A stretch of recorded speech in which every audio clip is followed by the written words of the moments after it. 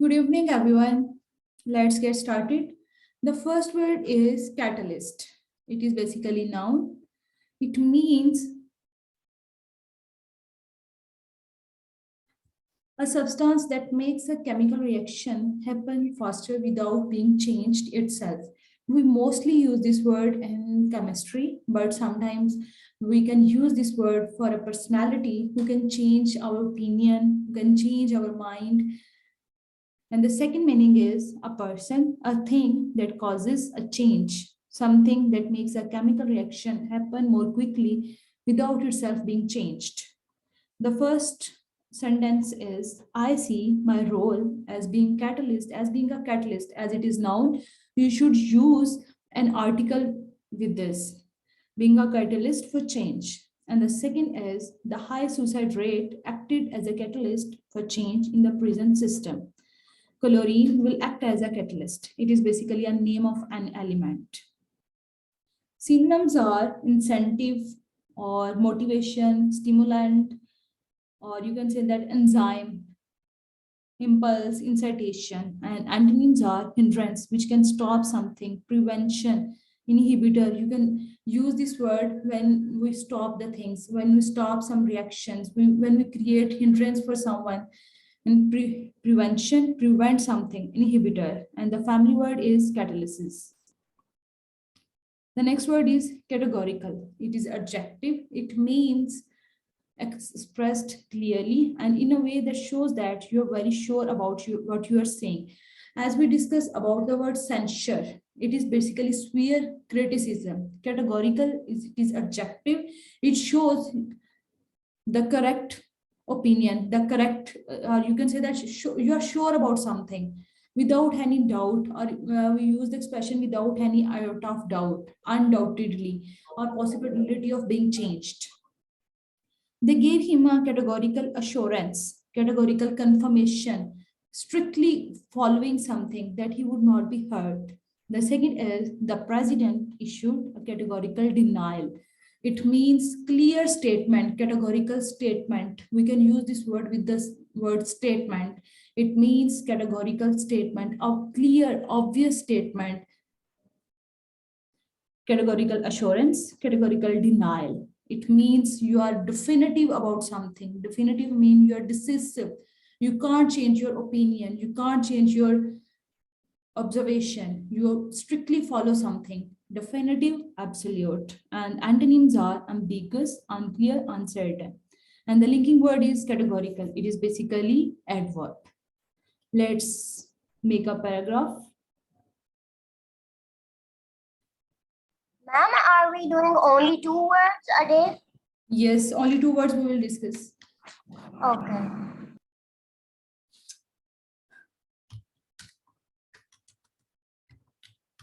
As 30th May 2022. Actually, ma'am, today is my birthday too. Okay, happy birthday, Manjavi. Stay blessed. Thank you so much.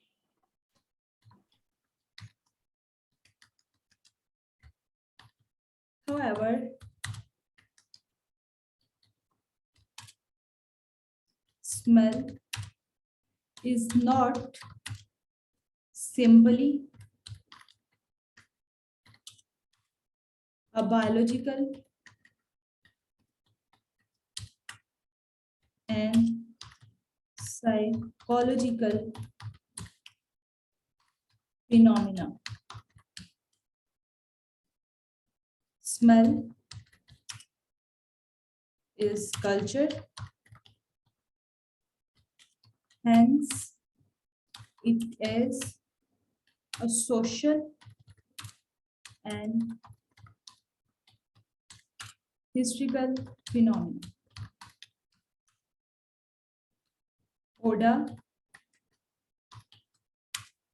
are invested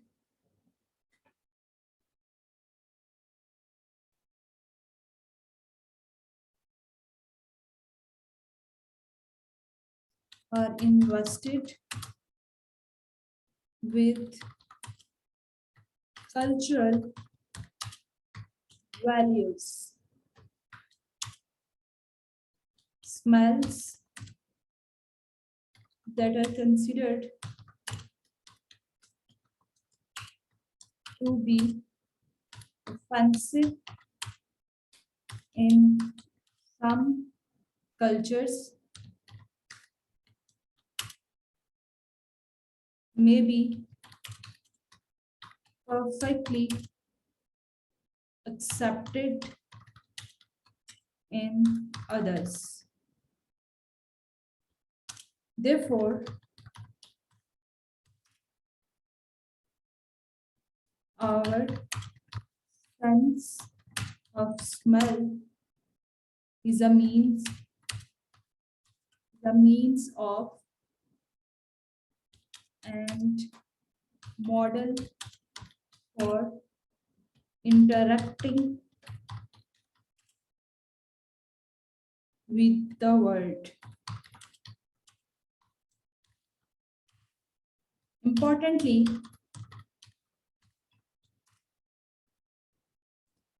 our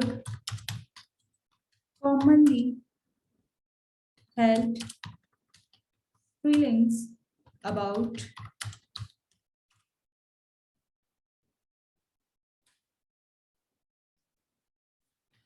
smell can help distinguish us from other cultures. However, smell is not simply a biological and psychological phenomenon. Smell is culture, hence it is a social and historical phenomenon.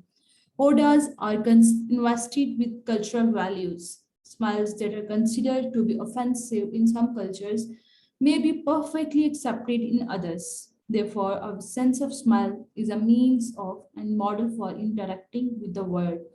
Importantly, our commonly held feelings about smell can help distinguish us from other cultures. Basically, it is about smell.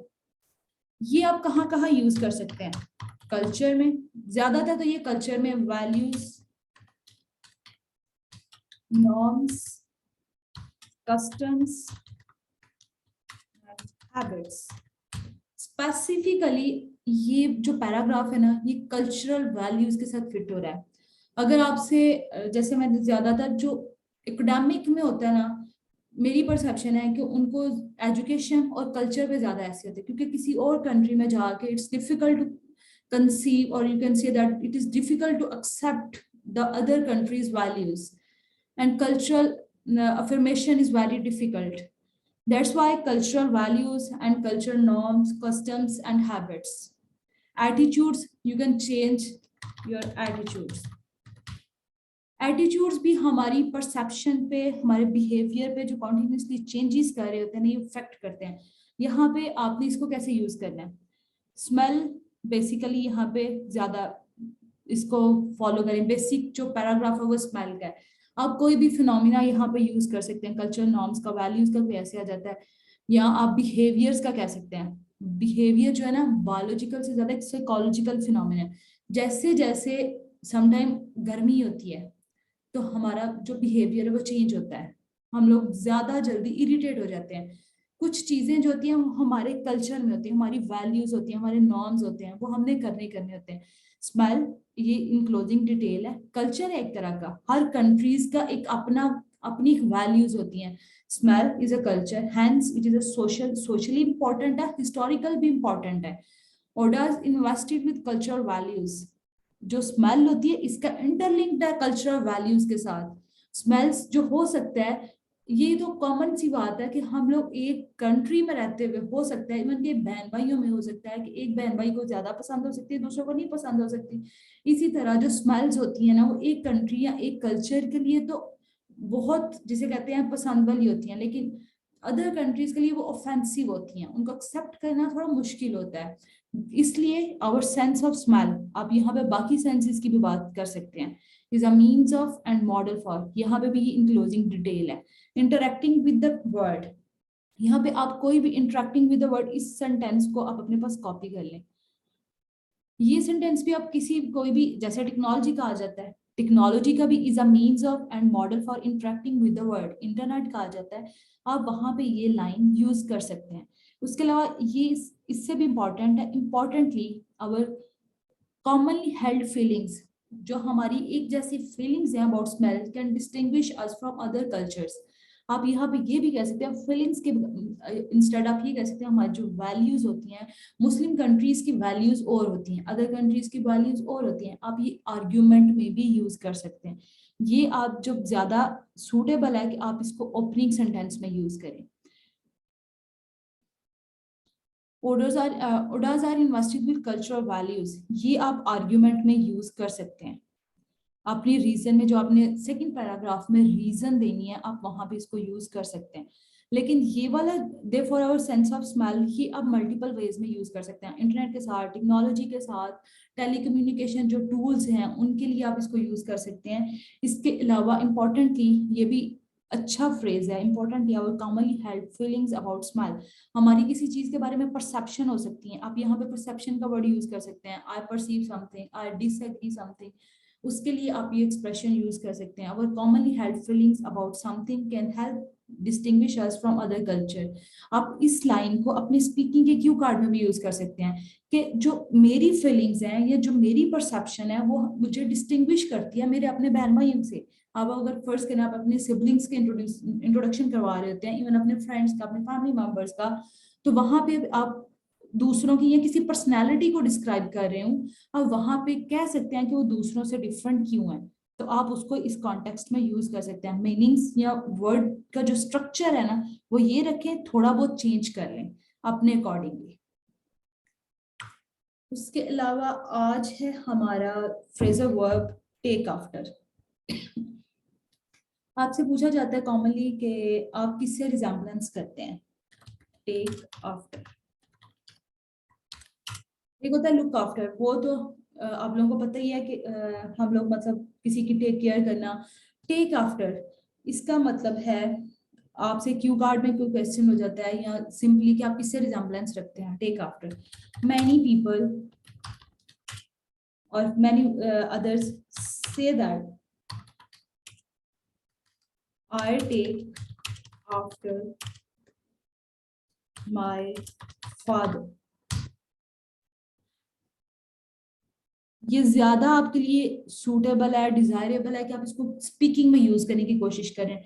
आपने introduction जब दे रहे हूँ, जैसे आपको introduction में मैं किसी class में लिखवाऊंगी, आप इंट्रोड्यूस करवा रहे हूँ तो तब आप ये यूज कर सकते हैं टेक आफ्टर।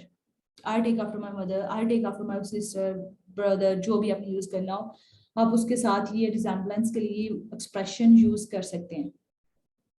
उसके अलावा हमारे पास है idiomatic expression to see eye to eye. It means to agree someone. हमारे पास जनरल हम कहते हैं आई एग्री, आई डिसएग्री, इस तरह ये बहुत कॉमन है। इंस्टेड ऑफ सेइंग, मैंने जैसे आपको उस दिन भी बताया कि किसी काम को करते हुए आप डिसएग्री या आप हैप्पीनेस फील नहीं करते, आप सिंपली ये कह दें I don't take a great pleasure to do this, इस तरह। लेकिन अगर आपने किसी चीज पे जैसे I have to say no for this, simply say no yes, इस तरह के एक्सप्रेशन यूज करने की बजाय आप ये कह दें आई रियली प्लीज रिमेंबर। आपने ये जो इडियोमैटिक एक्सप्रेशंस है ना, ये सिर्फ स्पीकिंग में यूज करने, आपने इसको कभी भी टास्क 2 में यूज नहीं करना। ये जो चीजें मैं आपको करवाती हूँ ये आप टास्क 2 में भी कर सकते हैं, टास्क 1 में भी कर सकते हैं, स्पीकिंग में कर सकते हैं। अगर आपको कहीं पे, जैसे मैंने आपको ये लास्ट लाइन में बताया, इस तरह आप वहां पे कर सकते हैं। लेकिन इसकी आपने कभी भी अनटिल अनलेस आप लेटर लिख रहे हो, इनफॉर्मल, सेमी फॉर्मल, वहां पे आप ये यूज कर सकते हैं idiomatic expression। लेकिन ये स्पेसिफिकली मैं आपको स्पीकिंग के लिए करवाती हूँ, to see eye to eye, to agree something, I don't see. Ma'am मतलब हम आइडियोमेटिकल एक्सप्रेशंस राइटिंग में नहीं यूज कर सकते, सिर्फ स्पीकिंग के लिए, जिस तरह हमारे उर्दू में मुहावरे होते हैं वो बस बोलने के लिए होते हैं। और फिर फ्रेजल वर्ब्स लिख सकते हैं राइटिंग में। यस, फ्रेजल वर्ब बहुत अच्छा है, ये रीडिंग में भी आपको बहुत जगहों पे पढ़ने को मिलेंगे। आप रीडिंग में, आपको पता है क्वेश्चन का जो मीनिंग है ना, क्वेश्चन का स्ट्रक्चर सिर्फ फ्रेजल वर्ब की वजह से चेंज हो जाता है। हम लोग जो है, जैसे मैंने एक दफा पहले भी एग्जांपल दी, सेट ऑफ का मैंने आपको बताया, टेक आफ्टर का बताया, इसके अलावा किसी चीज को हम लोगों ने डिस्कस किए टेक इन का। अब टेक इन हम लोग तो इसको नहीं कहते, टेक इन का मतलब होता है सबमिट करना है किसी चीज को, सबमिशन के लिए हम यूज करते हैं टर्न इन, ठीक है। अब टर्न डाउन सिंपली किसी चीज को जब हमने मना करना होता है, रिफ्यूज करना होता है, आई रिफ्यूज, आई डिक्लाइन, इसके बजाय आप ये कहते हैं आई टर्न डाउन इट, मैं इसको रिजेक्ट करता हूँ, मुझे पसंद। I turn it down, I turn down it is down. हाँ, तो इस तरह वो फ्रेजल वर्ब्स है बेसिकली ना, तो उससे मीनिंग चेंज हो जाता है, लेकिन रीडिंग में तो हेल्पफुल है ही, वो आप राइटिंग में भी यूज कर सकते हैं, और मोस्ट इफेक्टिव आप जैसे नेटिव स्पीकर्स का सुनेंगे तो बहुत ज्यादा वो फ्रेजल वर्ब्स भी यूज करते हैं। तो इसलिए फ्रेजल वर्ब्स आप कहीं भी यूज कर सकते हैं, लेकिन इडियोमैटिक एक्सप्रेशन स्पेसिफिकली स्पीकिंग और अप टू सम एक्सटेंट किसी लेटर में आप यूज कर सकते हैं कि वो इनफॉर्मल है या सेमी फॉर्मल, वहां पे आप यूज कर सकते हैं। I really don't see eye to with my friend, मैं इस बात पे अपनी दोस्त के साथ एग्री नहीं करती, आप ये एक्सप्रेशन यूज कर सकते हैं, to agree with someone. Ma'am ये थोड़ा ऑड नहीं लगेगा, I to see, eye to eye? नहीं तो, I really don't see eye to with my friend, I don't agree with my friend. मुझे I thought that it is a bit odd. But मुझे तो ये expression अच्छा लगा कि simply आप एग्री डिसएग्री करने की बजाय I don't see eye to with my friend simply कह दें, मैं एग्री नहीं कर रही। मुझे तो नेटिव स्पीकर्स में एक्सप्रेशन अच्छा लगा था, इसलिए मैंने ये स्पेसिफिकली करवाई। मैं कोशिश करती हूँ कि आपको वो फ्रेजल वर्ब्स, वो इडियोमैटिक एक्सप्रेशन करवाऊं जो आप यूज कर सकें, जो आपकी स्पीकिंग में आप यूज कर सकते हो। आपके फ्रेजल वर्ब्स जो है वो आप स्पीकिंग में लेके आए, अपने राइटिंग में लेके आए, आपको कॉन्टेक्स्ट बताने की कोशिश करती हूँ कि आप कहाँ पे यूज कर सकते हैं। बाकी ये मैंने आपको करवा दिया, उसके बाद हम लोग रिवाइज कर लेते हैं। यहाँ आपको मैंने बताया इंटरनेशनल टूरिज्म के बारे में बताया था, कंसर्न है वर्ल्ड गवर्नमेंट का बहुत ज्यादा बन चुका है, कोई भी ऐसी चीज की इशू स्पेसिफिकली कोई इशू हो सकता है, वो गवर्नमेंट का अथॉरिटीज का कोई इशू हो, तो वो आप ये लाइंस यूज कर सकते हैं। अगर उससे कोई एम्प्लॉयमेंट अपॉर्चुनिटीज या इकोनॉमिक ग्रोथ या फॉरेन एक्सचेंज रेज हो रहा हो, तो आप इसको ये एक्सप्रेशन यूज कर सकते हैं अपनी राइटिंग में। उसके अलावा मैंने आपको इडियोमैटिक एक्सप्रेशन करवाया सिट ऑन द फेंस, आप डिसीजन नहीं कर पा रहे किसी चीज के बारे, I am sitting on the fence, I really can't choose between these two things, कुछ भी। उसके अलावा मैंने आपको बताया टेकन अप, ये मैंने स्पेसिफिकली आपको बताया था एक हॉबी के लिए, I have recently taken up. अब कोई भी जैसे हॉबी से रिलेटेड आपके कुछ से कोई क्वेश्चन होता है, आप वहां पे ये यूज कर सकते हैं। आपने टेकन अप का मतलब है रिसेंटली स्टार्टेड। उसके बाद हमने डिस्कस किया था tourism today has grown significantly, कोई स्पेसिफिकल ट्रैवल है, टूरिज्म है, कोई ट्रेंड है, कुछ भी जो बहुत ज्यादा सिग्निफिकेंटली बढ़ता जा रहा है, इकोनॉमिक एंड सोशल इंपॉर्टेंस है उसकी। और बहुत ज्यादा इंडस्ट्रियलाइज कंट्रीज जो है ना, over the past few years, over the past few decades, the fastest growth जो है ना वो एक स्पेसिफिक एरिया में देखी है, वो कोई भी एरिया हो सकता है। उसके अलावा आपने लार्जेस्ट सेगमेंट है किसी सर्विस इंडस्ट्री का, जैसे हम कहते हैं but one plausible explanation behind the said subject, क्योंकि एक ऐसा है जिसपे अभी तक वो छुपा हुआ है, वो अनरिकॉग्नाइज्ड है, तो तब आप ये यूज कर सकते हैं। वो कौन सा सेगमेंट है, ट्रैवल एंड टूरिज्म है। Excuse me, ma'am. ये इस पैराग्राफ के शुरू में एक ओपनिंग फ्रेज है, बियॉन्ड एनी कैवल, इसका क्या मतलब है? Without any out of doubt, undoubtedly. Undoubtedly, okay. ये ओपनिंग फ्रेजेस आपको सर करवा देंगे। उसके अलावा मैं आपको बताइए कहाँ हम यूज कर सकते हैं, ट्रैवल में, टूरिज्म में, सर्विस, एडवर्टीजमेंट, कल्चरल, वहां पे। इसके अलावा मैंने आपसे पूछा कि अगर आपसे कोई क्वेश्चन करता है कि आपकी जॉब कैसी जा रही है, अगर आप जॉब कर रहे हो, हाउसवाइफ ना हो, स्टूडेंट ना हो, तो आपसे पूछा जाए तो आप सिंपली सो फार सो गुड ये एक्सप्रेशन दे दें, अच्छा एक्सप्रेशन है सो फार सो गुड। इसके अलावा आपसे क्यू कार्ड में कोई क्वेश्चन होता है, आपकी मदर की कोई स्पेसिफिक आपको जो एडवाइस देती हूँ आपको क्या करना चाहिए, या आपकी फैमिली से रिलेटेड आपने कोई बात करनी, तो आप वहां पे यूज कर सकते हैं expression, to keep your nose clean, it means stay out of trouble. ये हमने डिस्कस किया था। उसके बाद मैंने आपको इन्फॉर्मेशन थ्योरी का बताया, प्लीज इसको बहुत अच्छे से कीजिएगा, ये काफी जगहों पे आपको यूज मतलब केम इन हैंडी, बहुत यूजफुल है आपके लिए। Without any out of doubt information theory lies at the heart of everything. अगर आपको ये इन क्लोजिंग डिटेल याद नहीं रहती कोई इशू नहीं है, लेकिन ये जो मैंने हाईलाइट किया हुआ है इसको याद करने की कोशिश जरूर करें। ये आपके कहीं जगहों पे टेक्नोलॉजी के एसेस बहुत ज्यादा आते हैं, टेक्नोलॉजी, कल्चर, एजुकेशन, ये ऐसे टॉपिक्स हैं जिन पे लातदाद, you can say that uncountable questions जो है ना वो बन सकते हैं. Information theory lies at the heart of everything from DVD players and the genetic code of DNA to the physics of the universe at its most fundamental. It means most basic. It has been central to the development. हम कहते हैं basic है, important है, significant है, उसके अलावा आप ये use करें. It has been central to the development of the science of communication, which enables data to be set electronically. यहाँ पे साइंस ऑफ कम्युनिकेशन के साथ इम्पॉर्टेंट है, आप इसको यूज कर सकते हैं, हमारी लाइफ्स में मेजर इम्पैक्ट है. ये कहाँ कहाँ आपकी लाइन यूज कर सकते हैं? इनोवेशन में, टेक्नोलॉजी में, टेलीकम्युनिकेशन में. इसके अलावा हमने इडियोमैटिक एक्सप्रेशन, फ्रेजल वर्ब्स किए थे.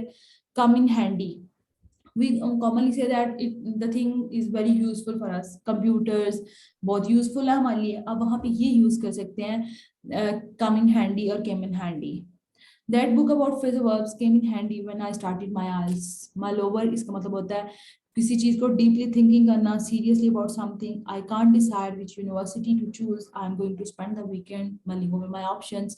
इसलिए मैंने आपको बताया एज चीप एज चिप्स. ये यहाँ पे जहाँ चीज़ों की प्राइसेस बहुत कम हो, आप रेस्टोरेंट में विजिट करते हैं, आप कैफे का विजिट करते हैं, वहाँ पे आप इसको फिट कर सकते हैं अपने क्यू कार्ड में specifically. As cheap as chips, वहाँ पे प्रोडक्ट्स जो थी उनकी क्वालिटी बहुत अच्छी थी. स्ट्रीट मार्केट का क्यू कार्ड आ जाता है, वहाँ पे भी इसको यूज कर सकते हैं. प्राइड एंड जॉय, इसका मैंने आपको बताया कि आपको किसी चीज से कोई, जैसे आप कोई काम करते हैं, जैसे गार्डनिंग का मैंने बताया, I recently taken up gardening या स्कीइंग, जो भी आपने हॉबी चूज की, उसके बाद आप ये ऐड कर सकते हैं. It offers me, it gives me pride and Joy. ये आपको खुशी देती है, आप अच्छा फील करते हैं. इस तरह आपके नेटिव के एक्सप्रेशन आना शुरू हो जाएंगे. To take a great player, अब काम करके आपको खुशी होती है, आप सिंपली कह दें आई टेक अ. उसके बाद अगर आपको नहीं मिलती, आई डोंट टेक, मैं ये एक्सप्रेशन यूज कर लें. उसके अलावा मैंने आपको बताया राइटिंग में कोई ट्रेंड स्पेसिफिकली इंक्रीज होता जा रहा है, अनकंट्रोलेबल है, बढ़ता जा रहा है, इंपॉर्टेंट भी है हमारे लिए. आप वहां पे इनमें से कोई वर्ड यूज करने की कोशिश करें. अनस्टॉपेबल है, अनअवॉइडेबल है, इनएक्सट्रेबल ट्रेंड है. बर्जनिंग का मतलब मैंने आपको बताया था, a new wave of running club has burgeoned over the past few decades. कुछ चीजें जो है वो कॉन्टिन्यूसली बढ़ती जा रही हैं, आपने वो करना है. फ्रेजल वर्ब्स थे, उनका मैंने आपको बताया कि टू वर्ब्स के बनने से बनता है टर्न डाउन, रिजेक्ट करना. Once in a blue moon, it means rarely. उसके अलावा मैंने आपको कनेक्टिंग वर्ड्स बताए, मोर ओवर, फर्दर मोर, इस तरह. यहाँ Can you explain so far so good again? okay, so far so good means everything is going good. Okay. If you ask someone about the question of job related, you can say that so far so good, it's going good. With okay. यहाँ तक कोई question हो तो बताएं. शुमाइला, शाजेब, नईमा, एम्पायरमेंट, किसी को कोई issue हो तो बताएं. No, ma'am. Thank you. Okay. चलें, अब मैं आप लोगों से पूछती हूँ. शुमाइला, आप बताएं, एज चीप एज चिप्स क्या मतलब है इसका?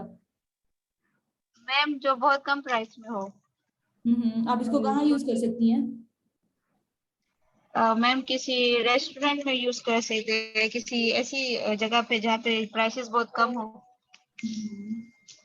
ओके, स्ट्रीट मार्केट्स के क्यू कार्ड में आप इसको यूज कर सकती हैं. गुड.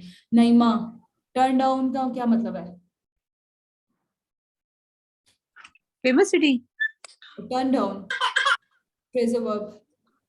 आई एम सॉरी, मैंने इतने ध्यान से नहीं सुना है. ओके, टर्न डाउन मैं करना. प्रिपेयर करके आपको दे देती हूँ इंशाल्लाह. बच्चों, आप लोग इसको करें अच्छे से. ये आपको बहुत ज्यादा हेल्पफुल होगा. आपके चारों मॉड्यूल्स को कवर कर रहे होंगे. ये सिर्फ 20 से 25 मिनट का टाइम इफेक्टिवली आप इसको देंगे तो इफेक्टिव रिजल्ट्स आप गेन करेंगे. Syed Farhan Shah, turn in.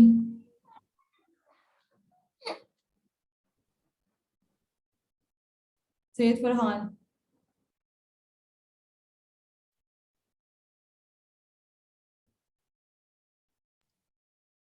One minute ma'am, मैं बता रहा हूँ. okay. Majabeen, what is the meaning of catalyst? Ma'am, repeat. Can you repeat again? Yes, catalyst 211. Catalyst. Yeah. Catalyst means a substance that makes a chemical reaction happen faster without changing itself. Stimulant, motivation. Okay आज ये मैं आपको revise करवा रही हूँ। कल मैं आप लोगों से जितना मैंने फ्रेजल वर्ब्स करवाए, इडियोमैटिक एक्सप्रेशंस करवाए हैं, राइटिंग के जो करवाए हैं टास्क, मैं आपसे वो डिस्कस करूंगी। हम लोग ने 12 वर्ड्स डिस्कस कर लिए हैं, कल हम ये भी मैं आपसे करूंगी। ऑब्जेक्ट पॉवर्टी होती है, ऑब्जेक्ट फेलियर है, इसके अलावा ऑस्पिशियस मीटिंग हो सकती है, something hopeful, about mission, about हो सकता है। Sorry interruption. मैम आप जो लिखते हैं ना प्लीज ये वाला जाके ना तो प्लीज आप अपलोड कर दीजिएगा। मैं करती हूँ, मैं क्लास में भी कर देती हूँ, यूट्यूब पे भी कर दूंगी। Average, shorter, class okay, absolute, perfect, entire, completely, because आपको इनहेरिटेडली कोई प्रॉपर्टी मिलती है, बेरीव्ड फैमिलीज होती हैं, someone lost his family member, friend, and blatant lie, blatant attempt होता है, ब्लाइट, ब्लाइट शेडो, खराब हो जाना किसी चीज का, बिकॉलिक सीन होते हैं specifically related to village life, catalyst, substance हो सकता है, कोई स्पेसिफिक पर्सन हो सकता है जो आपकी ओपिनियन, आपका माइंडसेट चेंज कर दे।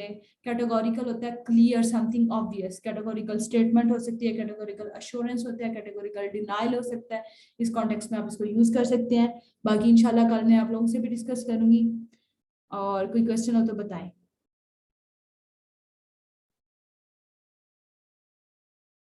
No question? Okay, students, it's the time up. Let's